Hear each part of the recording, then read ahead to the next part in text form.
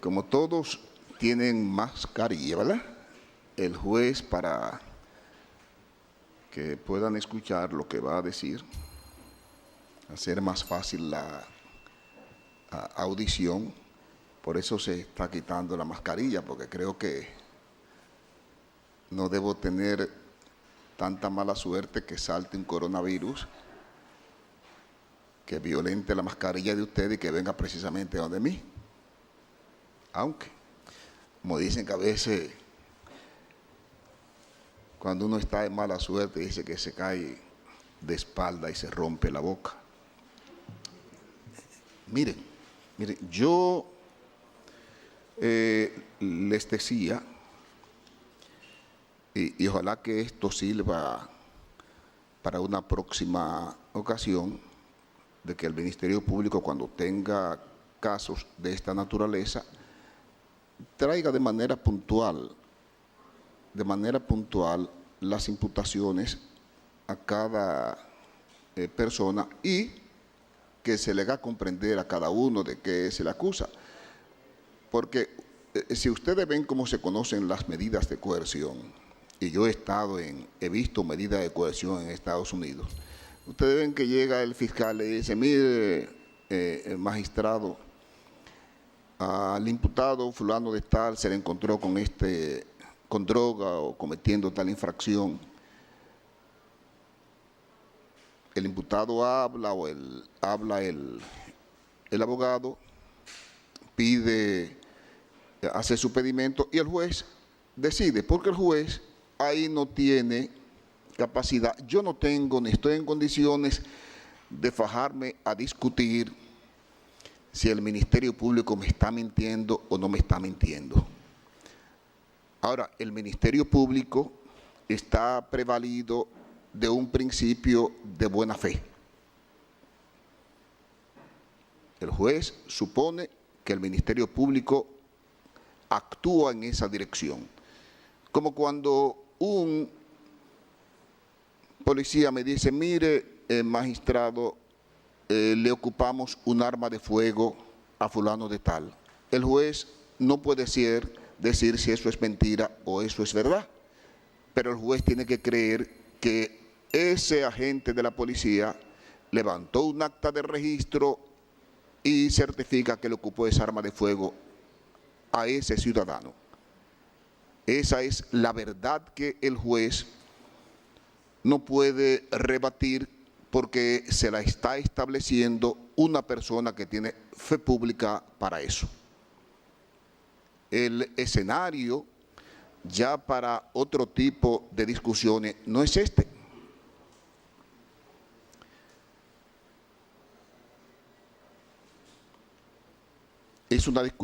Hubo una discusión muy interesante respecto a la tipicidad. Interesante. Y la asumo como una enseñanza didáctica. Fíjese, yo voy más lejos. Yo ni siquiera digo que el lavado de activos se tipifique porque haya un delito precedente y que es una infracción autónoma. Sí, yo creo que es autónoma. Pero por desgracia, dentro de sus elementos constitutivos, tiene que tener una infracción primaria. Es autónoma, pero uno de sus elementos constitutivos es que aparezca una infracción previa. Si no apareció esa infracción previa, entonces no se tipifica porque le falta uno de los elementos constitutivos. Así es que yo veo el asunto. Y todas esas discusiones yo las entiendo interesantes. Nosotros duramos aquí, como les decía, ahora tenemos como 27 horas y me ha servido esto, no es que me sienta mal, porque me ha servido porque he podido solidificar más mi relación amistosa con ustedes y, como les decía, he podido compartir con el doctor Minier, por quien su forma campechana de exponer y de litigar me resulta llamativa.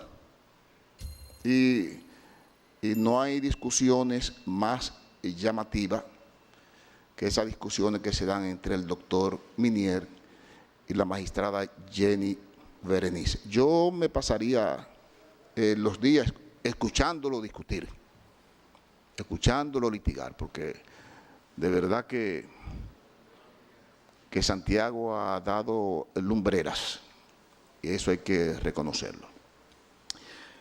Fíjense, en días pasados yo estaba escuchando a Pepe Mujica, una persona con una vocación humana extraordinaria. El que ve esa película de Pepe Mujica, creo que se llama 12 años en una noche, interesantísima. Pepe Mujica llegó a ser presidente de Uruguay y aún sigue en su Volkswagen. Finalmente en estos días se retiró y él decía, cuando se retiraba, él definía, hacía una comparación entre el amor y el odio. Él decía, el amor y el odio se parecen, son comparables. ¿Por qué? Porque son dos pasiones. Son dos pasiones. El amor y el odio son dos pasiones. El amor construye y el odio destruye. Esa es la diferencia. Son dos pasiones, pero con objetivos distintos. Y al juez tiene que inspirarle el amor cuando juzga. Al Ministerio Público tiene que inspirarle el amor cuando investiga. Y a la defensa técnica de los imputados tiene que inspirarle el amor cuando postulan por sus defendidos. Es decir, eso es lo que hay aquí. ¿Puede la gente alegrarse de una tragedia? Jamás en la vida. Jamás en la vida debe la gente alegrarse. ¿Por qué? Porque por este momento podemos pasar todos. Recuerdo yo al niño que se reía del anciano, y el anciano le dice, mi hijo, no te rías de mí, porque como tú te ves hoy, me vi yo ayer. Como yo me veo hoy, te verás tú mañana. Entonces, por eso nadie debe sentir alegría por esto. Algunos han querido darle una connotación política al proceso. Y yo digo que ese es el lateral de donde deben apartarlo, para que no se contaminen los partidos políticos. ¿Por qué? Porque los partidos políticos son la genuina representación y sustentación de la democracia. Lo que tenemos que luchar es cada vez más por tener partidos políticos fuertes, dirigidos con la finalidad de que cumplan su función social, que es la de servir a la democracia y al país. Sí, no debemos de ninguna manera pretender debilitar a los partidos políticos como fundamento del Estado social y democrático de derecho, porque es el escenario que tenemos para exponer nuestro pensamiento, nuestras ideas y para manifestar lo que queremos. Esto yo lo veo no como un asunto político. Esto yo lo veo, y se lo digo a Alexis Medina, que tengo mucho tiempo que lo conozco,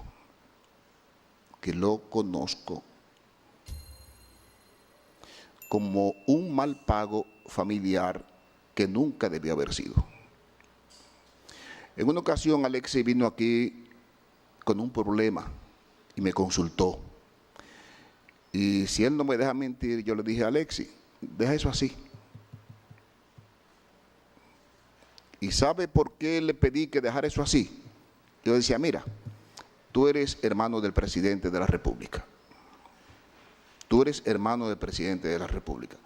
Y a veces uno, aún teniendo razón, tiene que dejar pasar cosas. Hay una tienda de repuesto ahí en la carretera Sánchez, no recuerdo cómo se llama, está en el 7,5. A mí se me dañó el motor del carro y fui y compré un motor. El motor salió dañado. Cuando voy, el carro sin motor, se comunica el mecánico con el señor comenzó a saltar y a brincar y me mantuvo dormido y no cumplió ni con repararme el motor ni con reponérmelo. Tenía un amigo que me decía, somételo, ponlo en una querella. Y tuve la intención de ponerle una querella. Después reflexioné y dije, bueno, si vengo y le pongo una querella aquí en el Palacio y lo mandan a buscar preso, él va a decir que eso se está haciendo porque yo soy juez.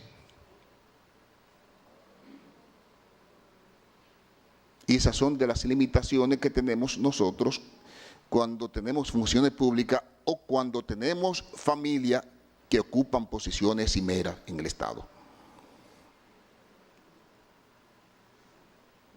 Digo que es algo familiar porque, si ustedes no lo saben, Alexis Medina, que es el hermano más chiquito del expresidente de la República, el más pequeño, ha sido la niña linda de él. La niña linda del presidente, y eso lo sabe su hermana.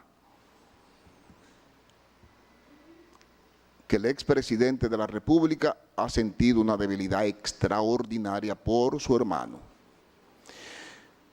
Y el propio expresidente siempre fue cuidadoso.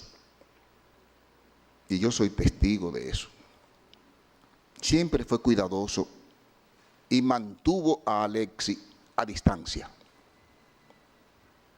Lo mantuvo a distancia. Por eso le digo que no es un asunto que, aunque quieran asumirlo de manera política, no se trata de eso.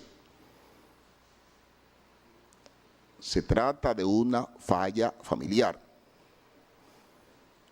en que una persona, no sé si por inmadurez o por lo que sea, desconoció que su hermano ocupaba una posición y que eso lo obligaba a él a mantener una postura que no pudiera, diría yo, atollar al gobierno de su hermano. Pero Alexis no correspondió con las pretensiones del presidente, de su hermano. Y Alexis comenzó a hacer negocio. Y los negocios de Alexis fueron notorios. Fueron notorios. ¿Y ustedes creen que solamente es el Ministerio Público que persigue a Alexis? Y se lo voy a decir. Miren, todos esos comerciantes, empresarios, que veían que usted era favorecido por encima de ellos, que ese tráfico de influencia usted lo usaba para favorecerse, hoy celebran que usted esté ahí, para que no se pierda. Cuando yo le decía al presidente de la República, a raíz de una entrevista en el Consejo Nacional de la Magistratura, era que le decía, como señor presidente, cuídese del poder. Y se lo decía porque yo tengo mucho tiempo que aunque no participo en actividades políticas, sí observo. Vengo trabajando desde el año 1975, comencé a trabajar en Radio Popular. Me tocó ver cuando el presidente Balaguer fue derrotado y me tocó ver al presidente Balaguer caminar por el Mirador, acompañado de Bello Andino, Pérez Bello y otra persona en una ocasión. Caramba, yo decía, ¿y cómo puede uno pensar que una gente que era tan querida, hoy camine de forma tan solitaria? Después, el 4 de julio de 1982, tuve que vivir, y esa información la difundí yo en Radio Popular, siendo yo locutor, cuando el presidente Antonio Guzmán se quitó la vida. La soledad.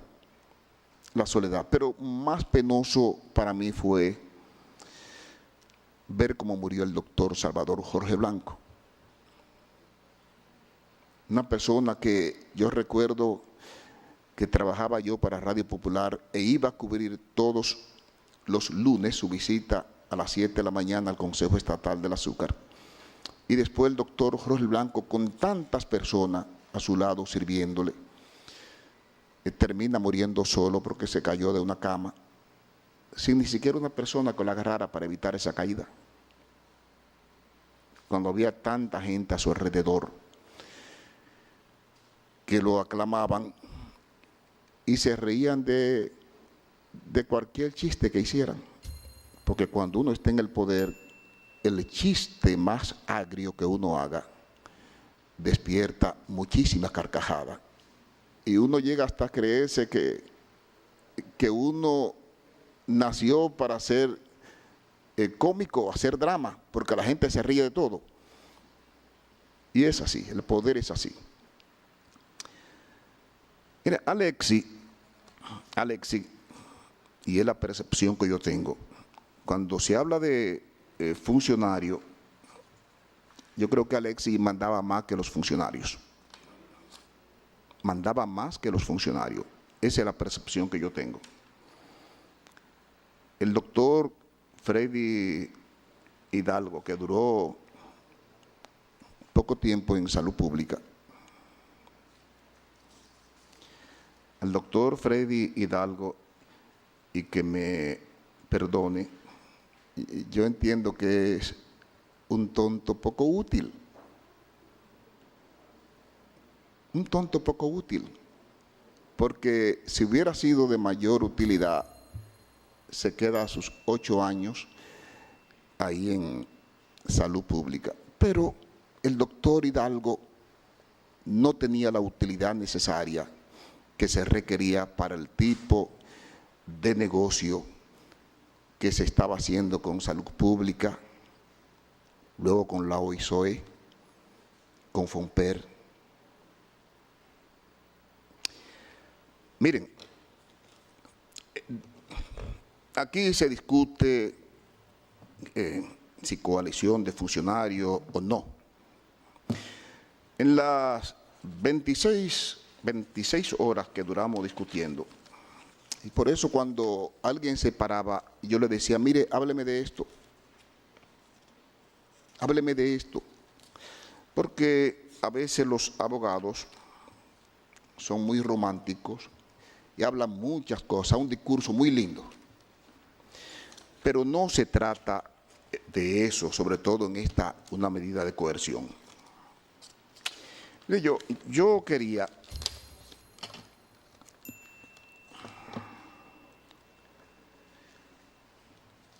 aquí dice el Ministerio Público que hasta ahora yo debo creer eso porque esta es la verdad que yo tengo. Y entiendo que el Ministerio Público actúa en base al principio de buena fe. Dice el Ministerio Público, mediante allanamiento realizado en fecha 29 de noviembre del año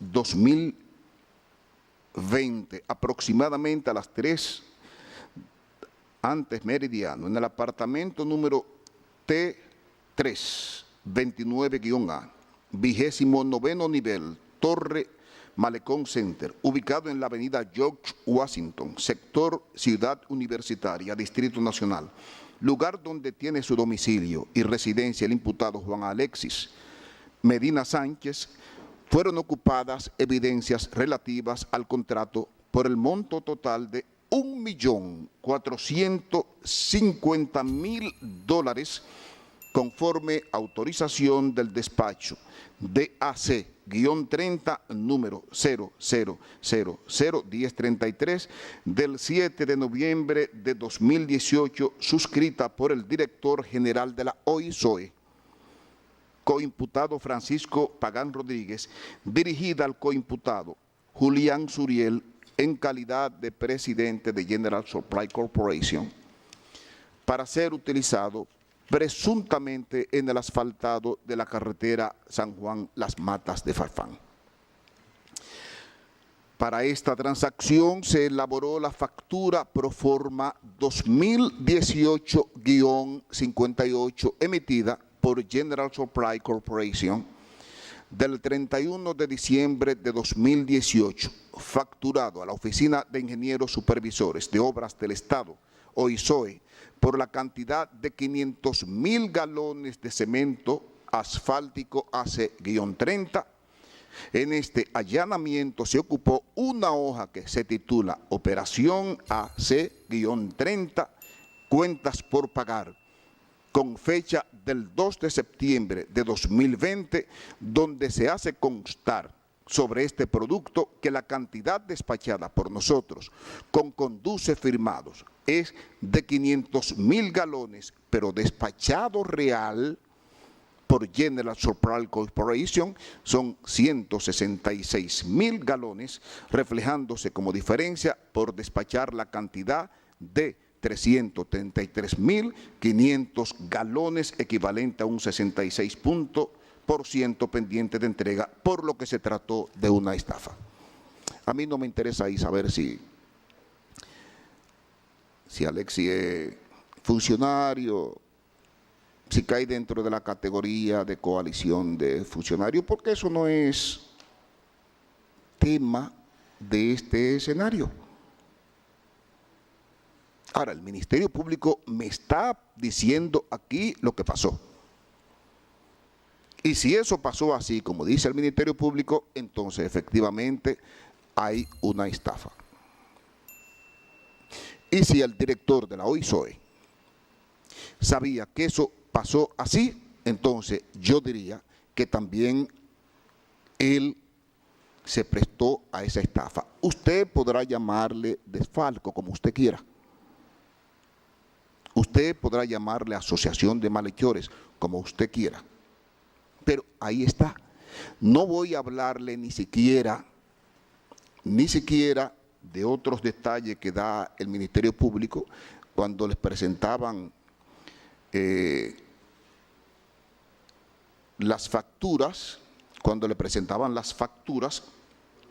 para la compra de los equipos, donde no había especificaciones, es decir, que si usted decía 20 sillas, usted no establecía ahí las características de esa silla. Entonces, como usted no establecía las características de esa silla, usted podía poner ahí el valor que a usted le diera su gana. Tampoco voy a hacer hincapié sobre ese reconocimiento de deuda. Bueno, dice que había emergencia y que el imputado Alexis era tan bueno que se mandaba y suplía de equipos a los hospitales. Bueno, pero ¿quién ha dicho que ese es el procedimiento que establece la ley? Pero ustedes me van a decir a mí que se tratan de faltas administrativas. Eso como que ustedes me digan a mí, mira, he hecho un contrato civil, hemos contratado civilmente, pero yo te dije que este apartamento no tenía hipoteca. Y después aparece una hipoteca. Exactamente. Es un contrato civil. Bueno, pero hay un dolo ahí. Hay un dolo. Entonces, la propia manifestación del manejo de la ley es tratar de convertir la legalidad como principio, entonces, para caer en ilegalidades. Entonces, el hecho de que la ley de contrataciones públicas no contenga sanciones penales, que contenga sanciones administrativas, eso no quiere decir que el manejo de esa, ampararme en esa ley para yo estafar, para yo maniobrar, no quiere decir que no tenga una consecuencia penal. Le estoy mencionando eso para que ustedes sepan por qué el juez, solamente con esto que está aquí, desde un principio, tiene los fundamentos para imponerle al imputado una medida de coerción. Una medida de coerción. ¿Qué resulta? El ingeniero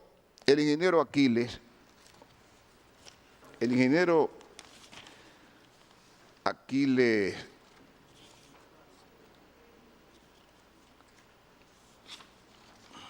Alejandro Christopher Sánchez, a quien llevó al OISOE el señor Pagán como su asistente.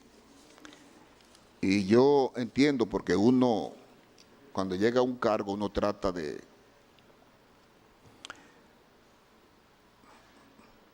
buscar el concurso y cooperación de la gente que son amigas de uno y que uno entiende que tienen valores y que tienen conocimientos. Fíjense lo que me dice el ingeniero Aquiles, que tenía la función de fiscalizar. Él dice que en los equipamientos de los hospitales, él no tenía que ver con que se cubicaban pagos de equipos sin haberse llevado los equipos a los hospitales. Y de eso hay informes periciales del Ministerio Público que tiene en el proceso de investigación la capacidad para valerse de esos peritos y fundamentar su investigación. El Ministerio Público dice que hizo una auditoría en esos hospitales y esos equipos que decía que habían llevado no eran ciertos, que faltaban muchos equipos y que después trataron de llevar los equipos.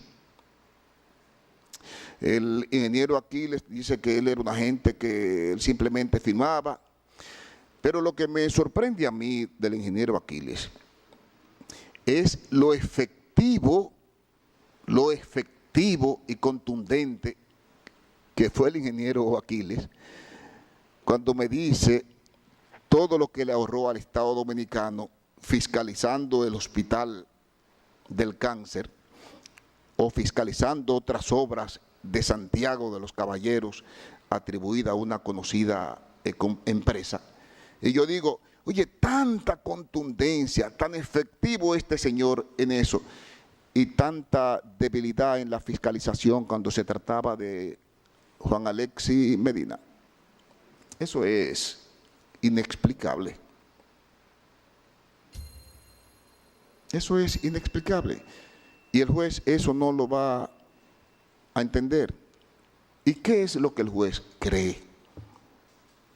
Lo que el juez cree es que el señor Pagán, fíjense que hasta consignación de presupuestos específicos,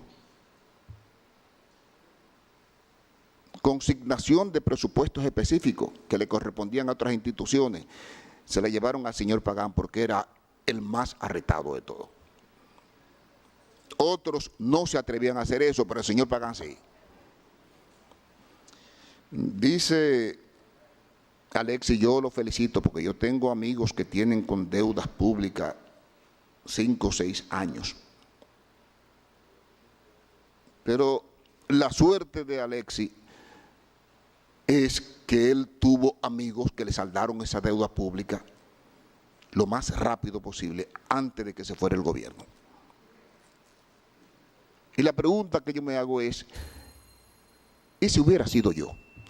Y todos esos ingenieros que dice el ingeniero Pagán que van a diario a cobrar ahí sus obras, sus ubicaciones. Bueno, pero ¿y todos esos ingenieros por qué no le pagan con la misma rapidez con que le pagaban a Alexis Medina?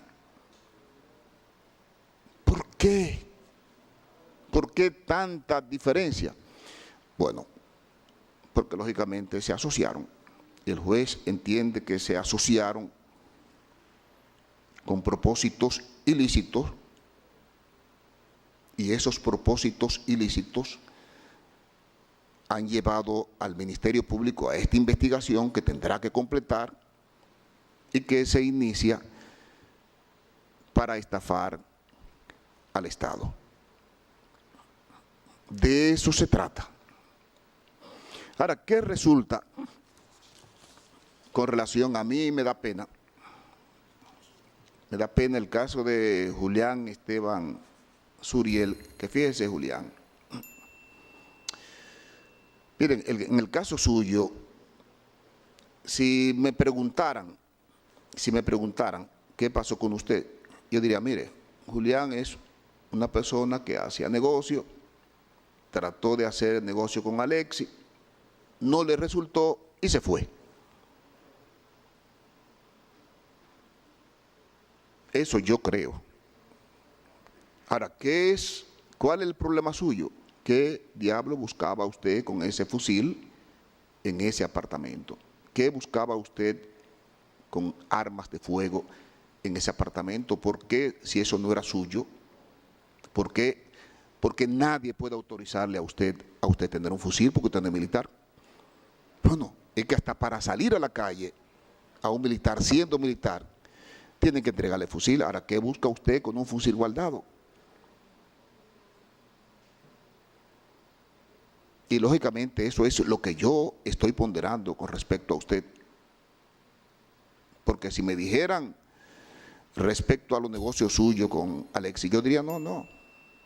Él trató de negociar con Alexis, pero Alexis, que es muy hábil en los negocios, no cuajaron. No cuajaron. Como tampoco cuajó el señor Domingo Antonio Santiago Muñoz. Ese fue a hacer negocio, como todo comerciante, claro, con el hermano del presidente de la República. Tampoco cuajó y se fue. Entonces, a veces hablan de que el señor Alexis lo buscaban para venderle mercancía al gobierno. Bueno, pero ¿a quién va a buscar Mayén para venderle, sino al hermano del presidente que tiene acceso y tiene influencia en todos los estamentos? ¿A quién va a buscar el que tiene 1 millón de mascarillas? Sino al hermano del presidente que tiene acceso e influencia en todos los estamentos. Le puede vender a la policía, a todos los hospitales. Entonces, la gente, por eso le salía la mercancía más cara al Estado. Porque si yo tengo 1 millón de mascarillas, si yo pudiera vendérselo directamente al Estado podría vendérselo más barato. Pero si tengo que buscar a Alexis para que se lo venda a él al Estado, entonces ya le estoy cobrando al Estado, más Alexis le está cobrando al Estado, entonces las cosas le salían más caras.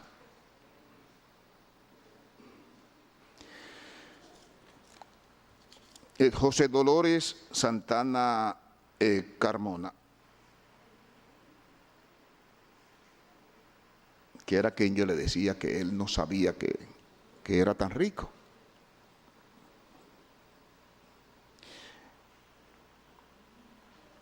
una persona que no es profesional, pero inteligente. Tuvo la oportunidad de encontrarse con el presidente, con el hermano del presidente y lógicamente que él le sirvió, él le prestaba su nombre, firmaba cheque, aparecía con acciones de 50% en compañías multimillonarias, pero a resumida cuenta, quizás lo ponemos con la cabeza para abajo y los pies para arriba y lo sacudimos y posiblemente no bote un centavo del bolsillo. Porque ganaba un sueldo.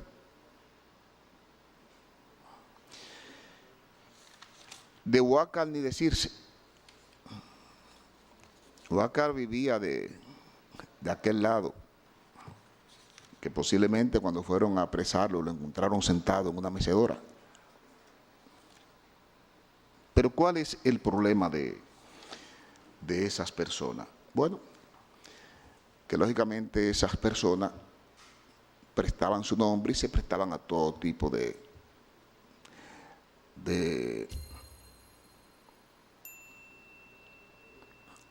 complicidad para complacer al señor Alexis Medina, que de verdad ha sido yo lo felicito porque ha sido un gran poder en el comercio. Yo quisiera saber si Alexis tendría tanta suerte ahora como la tuvo antes. Quisiera saber.